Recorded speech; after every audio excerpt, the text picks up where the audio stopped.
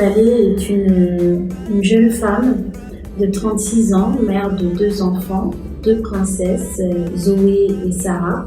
Et je suis donc une véritable activiste du genre. Je mets à cœur les questions de droits des femmes, les questions de féminisation de la femme et les questions de leadership féminin.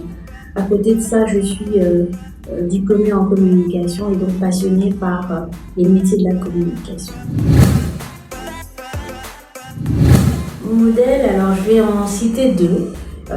Dans le cadre familial, je dirais ma mère, tout simplement parce que c'est une femme qui très tôt a su effectivement développer son activité. Elle a osé se lancer dans une activité commerciale. Elle ne s'est pas contentée de son travail parce qu'elle avait un bon travail, mais elle a su profiter justement du travail qu'elle avait pour développer d'autres activités, et donc ce qui lui a permis d'être très rapidement non seulement indépendante financièrement parlant, mais surtout elle a su à travers son business créer un gros réseau de personnes autour d'elle qui aujourd'hui sont des personnes qui lui apportent énormément dans tous les domaines, surtout dans le domaine professionnel. Si je devais parler de modèle, effectivement, mon premier modèle, c'est bien sûr ma mère. Mon second modèle, je pense à une femme qui n'est plus à présenter. Je pense à Madame Catherine Samba-Panza qui incarne effectivement ce leadership féminin à l'africaine. Elle s'est dit, je dois travailler, je dois agir pour mon pays, je dois marquer mon passage, et elle a osé se lancer dans la politique. Et quand on voit aujourd'hui ce qu'elle a fait dans le monde à travers le travail et le combat des femmes africaines, je pense que c'est véritablement un modèle et que nous devons plus effectivement nous référer à ce type de modèle typiquement africain. Alors, si j'ai un regret dans le domaine professionnel, je dirais avoir une expérience professionnelle plus longue à l'étranger, dans un pays anglophone, dans mon domaine qui est la communication.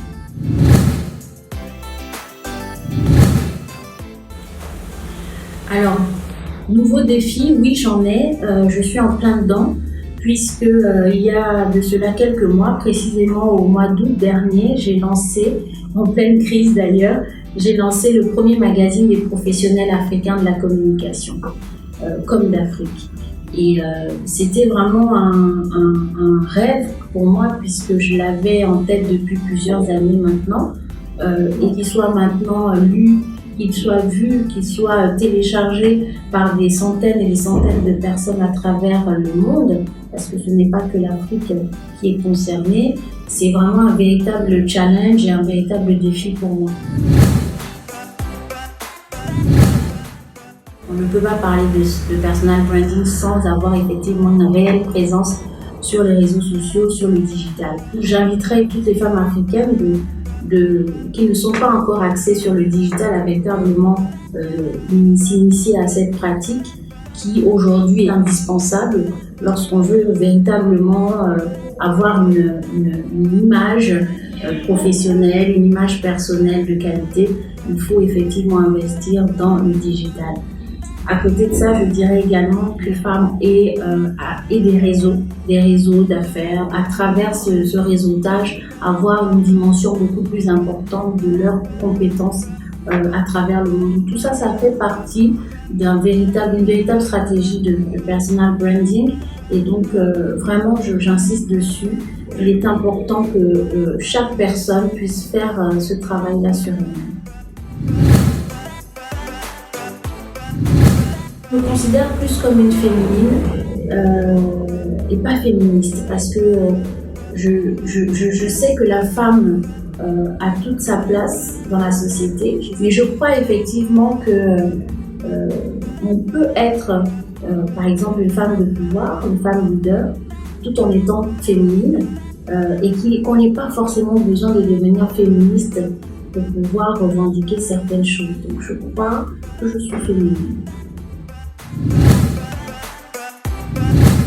Les deux. J'arrive à gérer les 2 casquettes, mes entreprises, mon travail et mes filles. C'est très important que je leur transmette effectivement des valeurs, que je leur transmette mon savoir-faire, ma présence et surtout l'éducation que j'ai reçue de mes parents. Et donc, j'essaye au maximum de gérer les deux, Boss Lady et Super Mommy.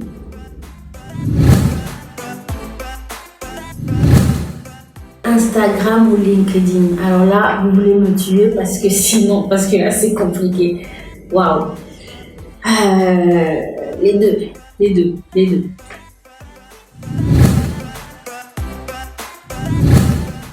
Je dirais les deux. Ma mère me dit souvent, mais Laetitia, fais attention, tu passes ton temps à réfléchir, tu es toujours en train de créer des nouvelles choses, tu es sans arrêt en train de chercher la perfection, en tout cas l'innovation.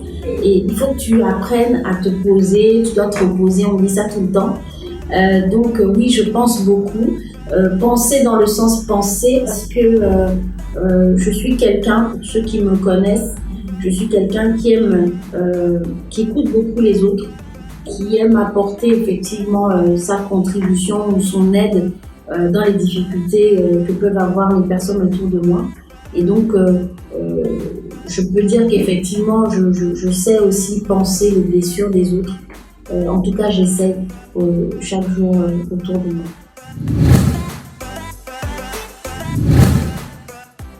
Lundi, oui, parce que lundi, c'est un nouveau départ, c'est une nouvelle semaine, c'est de nouveaux défis.